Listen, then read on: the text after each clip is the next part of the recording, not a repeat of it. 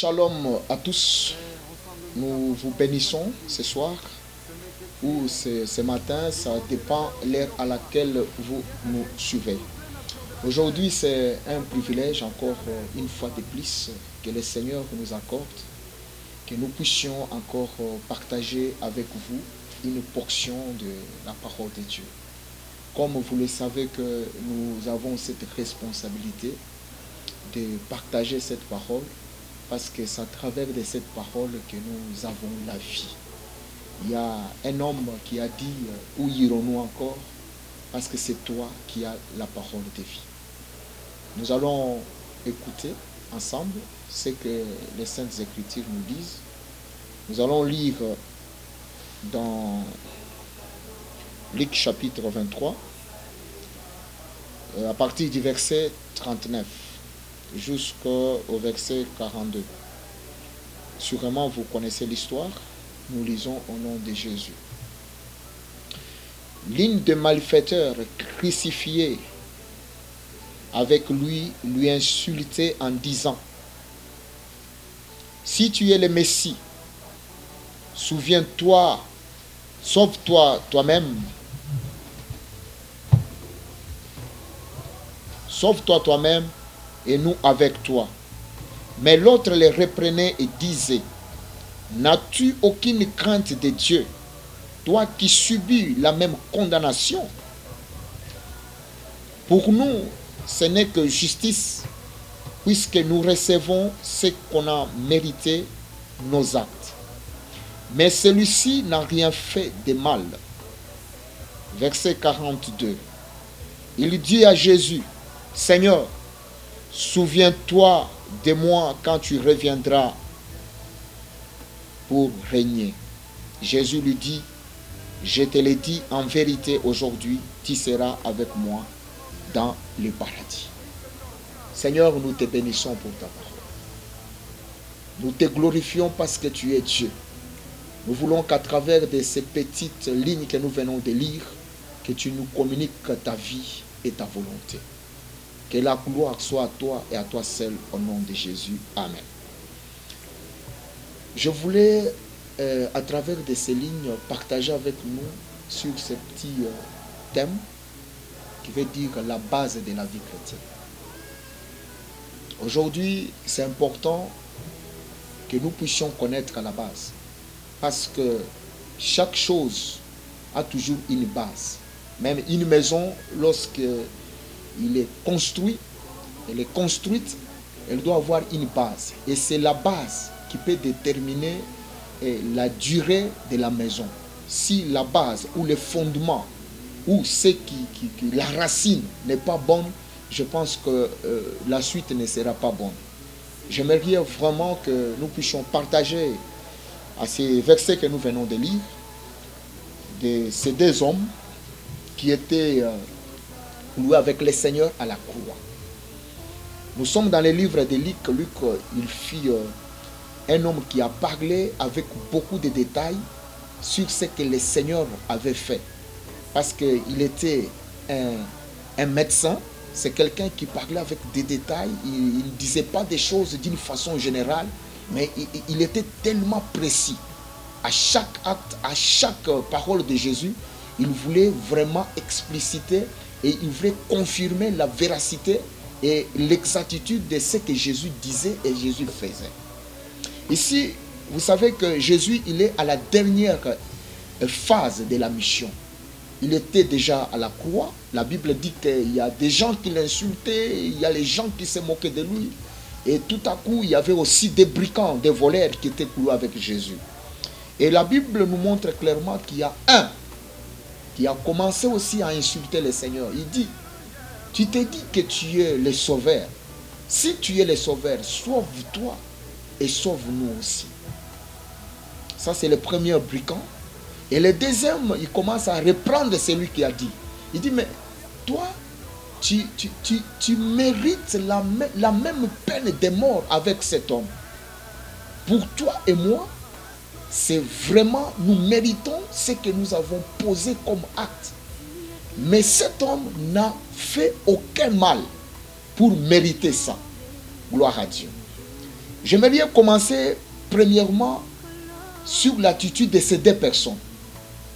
Ces deux personnes, sûrement, avant de monter à la croix, ils avaient tous écouté, ils avaient la connaissance de ce qu'était Jésus. Parce que la première, il dit, tu es le sauveur. Si tu es vraiment le sauveur, sauve-toi et sauve-nous aussi.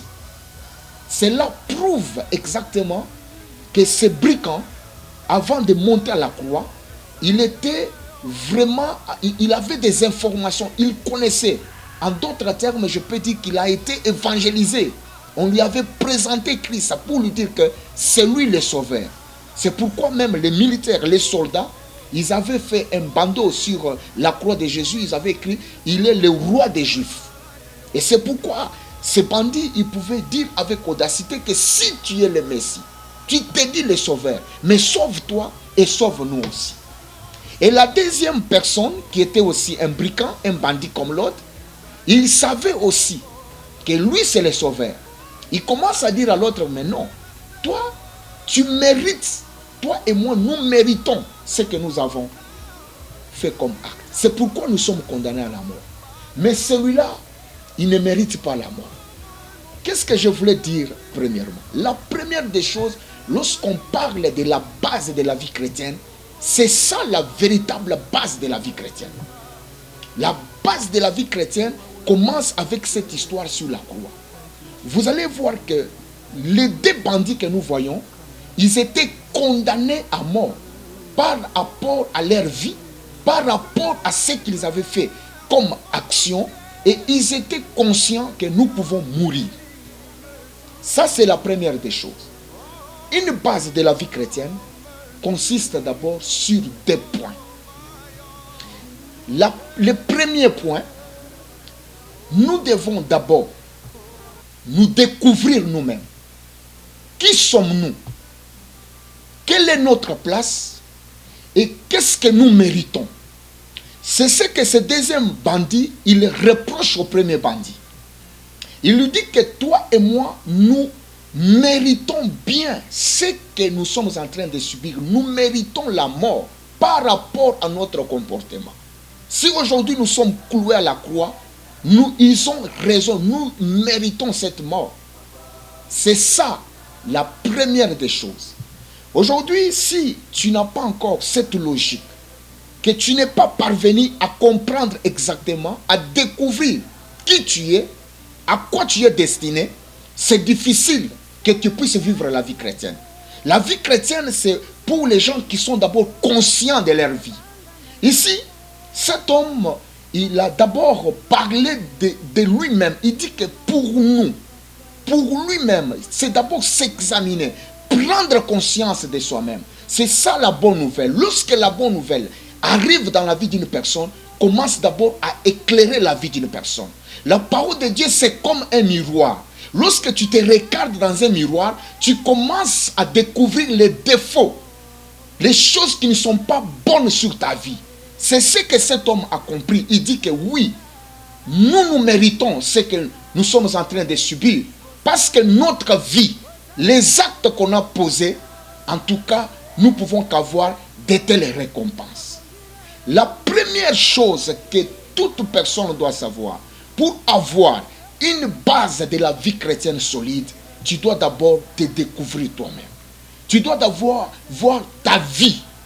Quel est le niveau que tu as? Qui es-tu toi-même? Est-ce que tu penses que c'est que tu te vois, c'est comme ça que tu penses que Dieu peut te voir? Cet homme lui l'a dit, pour nous, nous méritons ça. Parce qu'aujourd'hui, on ne peut pas avoir la vie chrétienne, on ne peut pas croire en Christ si au départ, on ne s'est pas fait encore une auto-évaluation. Les hommes de la terre ont tous péché et sont privés de la gloire de Dieu.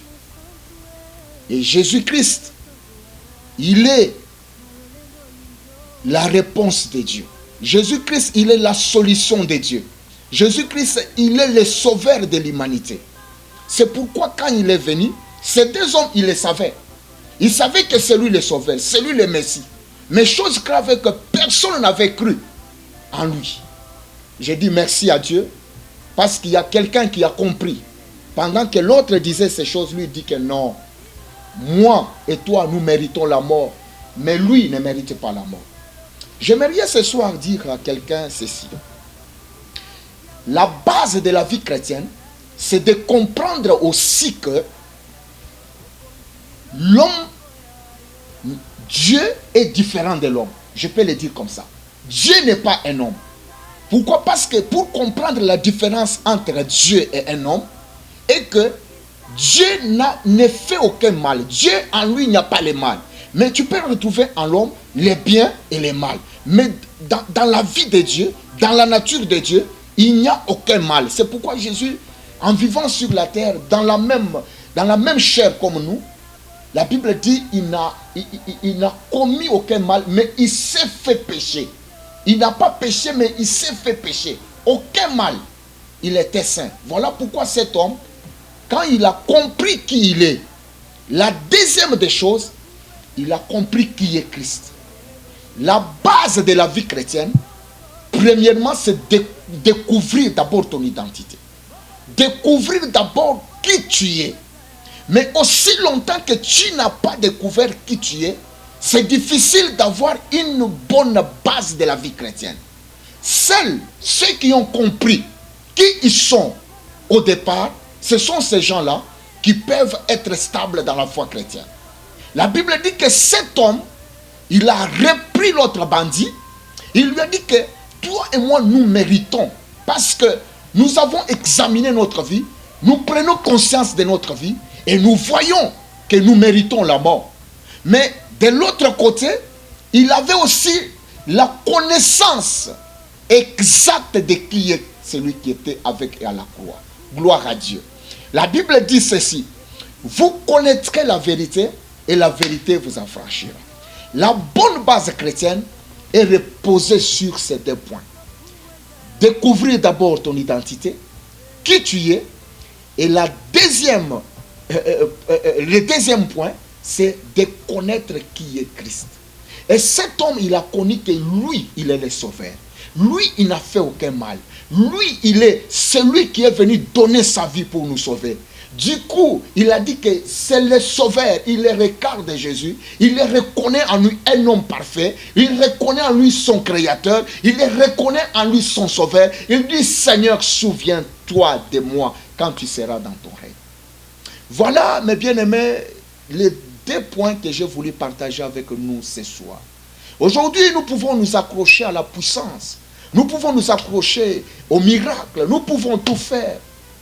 Mais si nous oublions qui nous sommes, c'est difficile d'avoir une base solide de la vie chrétienne. Notre base de la vie chrétienne sera erronée. Peut-être tu comptes sur ta conduite. Peut-être tu comptes sur tes offrandes. Peut-être tu comptes sur tout ce que tu es, tes efforts que tu sommes en train de faire. Mais laisse-moi te dire que la Bible dit: tous ont péché et sont privés de la gloire de Dieu. Dieu a tant aimé le monde. C'est l'amour de Dieu. C'est Dieu qui nous a aimés. Il a donné son Fils unique, afin que quiconque croit en lui ne périsse pas, mais qu'il ait la vie éternelle. Aujourd'hui, c'est bien de connaître l'état d'âme des autres. Aujourd'hui, c'est bien de voir les défauts qui sont sur les autres. Aujourd'hui, c'est bien de penser que telle personne doit changer ça, telle personne doit faire ça. C'est très beau. Mais ce n'est pas ça la base. Ce n'est pas en changeant ce qui est sur la vie des autres que tu auras une base solide de la vie chrétienne. Mais c'est en découvrant qui tu es, en regardant ton identité, en regardant combien tu mérites la mort. Tu es né dans la mort, dans les péchés, dans l'iniquité, condamné par le diable. Mais c'est Christ qui est venu avec sa vie pour nous sauver et faire nous des enfants de Dieu. Bien-aimés dans le Seigneur, par contre, lorsqu'on ne connaît pas qui est le Seigneur, c'est difficile. Cet homme, il a vécu sur la terre, dans l'ignorance, en faisant ce qui était mal, dans le banditisme. Mais ce que j'ai aimé, il n'a pas fini sa vie sur la terre sans donner sa vie à Christ. Tu peux vivre ta vie, faire tout ce que tu as, mais mourir sans avoir donné ta vie à Christ, ça sera une très grande erreur que tu pouvais faire sur la terre. Cet homme, il était à la fin de sa vie. Il était déjà à la croix. Dans quelques minutes, il allait mourir. Il a fait quelque chose. C'est pourquoi je te parle, toi qui n'es pas encore à la croix. C'est possible ce soir que tu puisses donner ta vie à Christ. Que tu puisses sauver ta vie. Peut-être tu as passé tout ton temps dans les débauches, dans beaucoup de choses qui ne donnent pas gloire au Seigneur. Mais ce soir, laisse-moi te dire qu'il n'y a pas une autre base si ce n'est que de reconnaître là où nous sommes, dans les ténèbres, dans la malédiction, dans l'iniquité, condamnés. C'est pourquoi la Bible dit, par sa mort, il a déchiré les ordonnances, les actes qui nous condamnaient. Et il nous a rachetés avec son sang. Il a fait de nous un royaume de sacrificateurs pour la gloire de Dieu. La meilleure des choses, mes bien-aimés, c'est de se découvrir, de voir ton identité, de voir les défauts qui sont en toi et de donner ta vie à Christ. Et cet homme, il a dit, si je regarde ma vie, je regarde mon comportement, je mérite la mort. Mais si je regarde celui-là, Jésus de Nazareth, il me donnera la vie. Voilà quelques des principes que je pouvais vous donner sur la base de la vie chrétienne. C'est de reconnaître d'abord ton identité et de reconnaître le Sauveur. C'est Jésus qui est venu nous sauver. Ce n'est pas à cause de nos efforts, ce n'est pas à cause de notre comportement, mais c'est la grâce de Dieu. Je prie ce soir que tu sois éclairé par cette parole. Je prie ce soir afin que cette parole éclaire ta vie. Je prie ce soir afin que tu puisses élever tes yeux, tourner vers Jésus comme ce bandit qui a compris, dit Seigneur, souviens-toi de moi. Et ce Dieu-là n'a pas changé, il se souviendra de toi. Que le Seigneur de gloire vous bénisse. Nous allons nous rencontrer prochainement dans une nouvelle vidéo pour nous apporter encore quelques enseignements. Soyez tous bénis et que la paix de Dieu demeure dans vos maisons. À très bientôt. Ciao.